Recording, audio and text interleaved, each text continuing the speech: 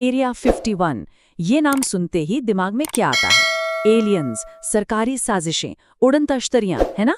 असल में ये एक ऐसी जगह है जिसकी दो कहानियां हैं जो एक दूसरे के साथ साथ चलती हैं। एक जो अफवाहों और कल्पना से बनी है और दूसरी जो एक बेहद गोपनीय हकीकत है। तो आज चलिए इन दोनों कहानियों को परत दर परत खोलते हैं और देखते हैं कि सच क्या है। और इस पूरे कहानी के केंद्र में एक ही शख्स है, बॉब लाज़ार। साल था 1989 जब उनके कुछ दावों ने सब कुछ बदल दिया। एक गुमनाम सा मिलिट्री बेस अचानक दुनिया की सबसे रहस्यमयी जगहों में से एक बन गया। तो हुआ ये कि 1989 में एक टीवी इंटरव्यू आया। एक आदमी अपना चेहरा छिपाए हुए खुद को डेनिस बता रहा था और उसने जो बातें बताईं वो इतनी अविश्वसनीय थीं कि उन्होंने पूरी दुनिया में सनसनी मचा दी। तो उनके दावे क्या थे? पहला कि वो एरिया 51 के पास एक टॉप सीक्रेट जगह S4 में काम करते थे। वहां क्या था? उनके मुताबिक 9 एलियन उड़न तश्तरियां, और उनका काम इन एलियन जहाज़ों की टेक्नोलॉजी को रिवर्स इंजीनियर करना। यही नहीं, उन्होंने एक अजीब से फ्यूल का भी जिक्र किया, एलिमेंट 115। और सबसे बड़ी बात कि सरकार ने उनकी पूरी पहचान ही मिटा दी। उनके स्कूल, कॉलेज, नौकरी के सारे रिकॉर्ड्स गायब। अब जाहिर है, ऐसी कहानियों ने लोगों की कल्पना को जैसे आग ही लगा दी। तो ठीक है, दावे तो बहुत बड़े थे, पर क्या इनमें कोई सच्चाई थी? चलिए एक एक करके देखते हैं। लाज़ार ने कहा कि उनके पास MIT और कैलटेक दुनिया की टॉप यूनिवर्सिटीज से मास्टर डिग्री है, लेकिन जब इन यूनिवर्सिटीज से पूछा गया तो उनके रिकॉर्ड में बॉब लाज़ार नाम का कोई स्टूडेंट था ही नहीं। कोई रिकॉर्ड नहीं। असल में रिकॉर्ड्स तो ये दिखाते हैं कि वो पियर्स जूनियर कॉलेज गए थे। और ऐसा ही कुछ उनके काम को लेकर भी हुआ।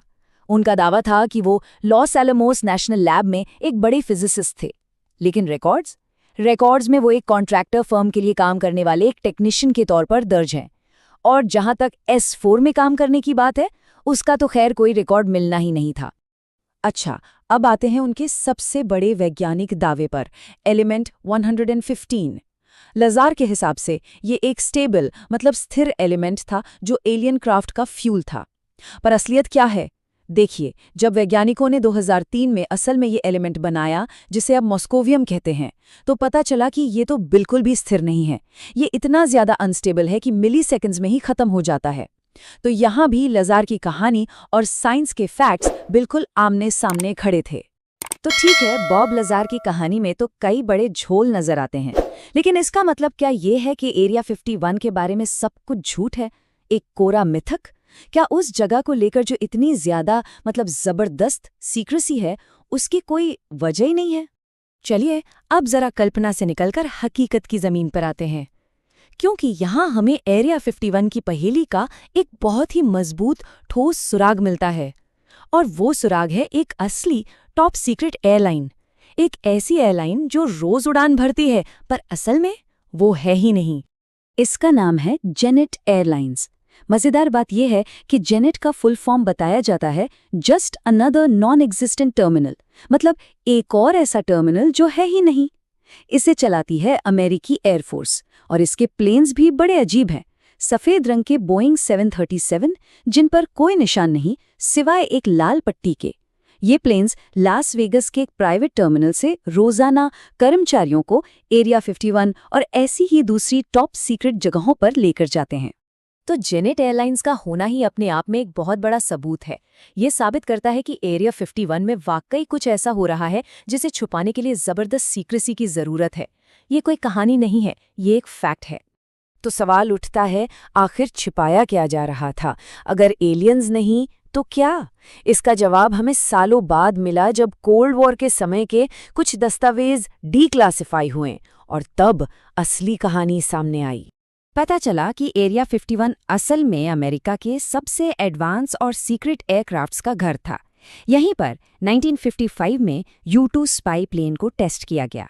1962 में मशहूर SR-71 ब्लैकबर्ड से भी पहले उसके प्रोटोटाइप A-12 ने यहीं से अपनी पहली उड़ान भरी।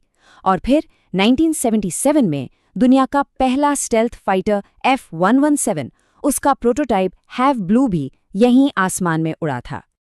और यहीं से UFO की कहानियों को असल हवा मिली। बस एक पल के लिए सोचिए, आप एक कमर्शियल पायलट हैं और आपके ऊपर से 2000 मील प्रति घंटे से भी ज्यादा की रफ्तार से टाइटेनियम का बना एक अजीब सा तश्तरी जैसा विमान गुजरता है। उस दौर की टेक्नोलॉजी के हिसाब से कोई भी उसे देखकर यही सोचेगा कि ये जरूर किसी और दुनिया से आया है। तो मतलब बिल्कुल साफ है, नेवादा के रेगिस्तान में लोगों को जो अजीबोगरीब चीजें दिख रही थीं, वो असल में एलियंस नहीं थे।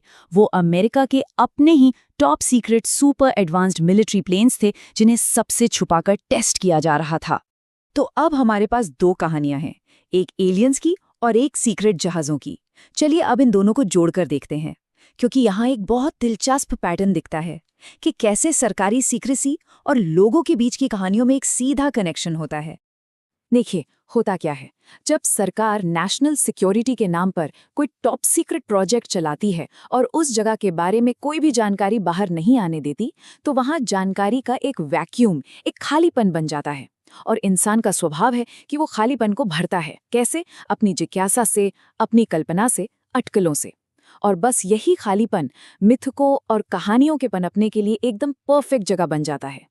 तो एरिया 51 की जो दो असलियतें हैं, एक तरफ एक सीक्रेट मिलिट्री बेस और दूसरी तरफ एलियंस की दंत कथाएं, ये असल में अलग हैं ही नहीं, बल्कि एक ने ही दूसरे को पैदा किया है।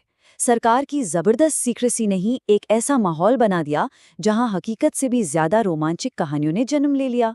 और आखिर में ये सब हमें एक बहुत बड़े सवाल के पास लाके छोड़ देता है कि जब सच पर पूरी तरह से पर्दा डाल दिया जाए, तो उस खालीपन को भरने के लिए हम इंसान कैसी कैसी कहानियां गढ़ लेते हैं। ये कहानी सिर्फ एरिया 51 की नहीं है, ये कहानी है जानकारी, राज और हमारी कल्पना के बीच के गहरे रिश्ते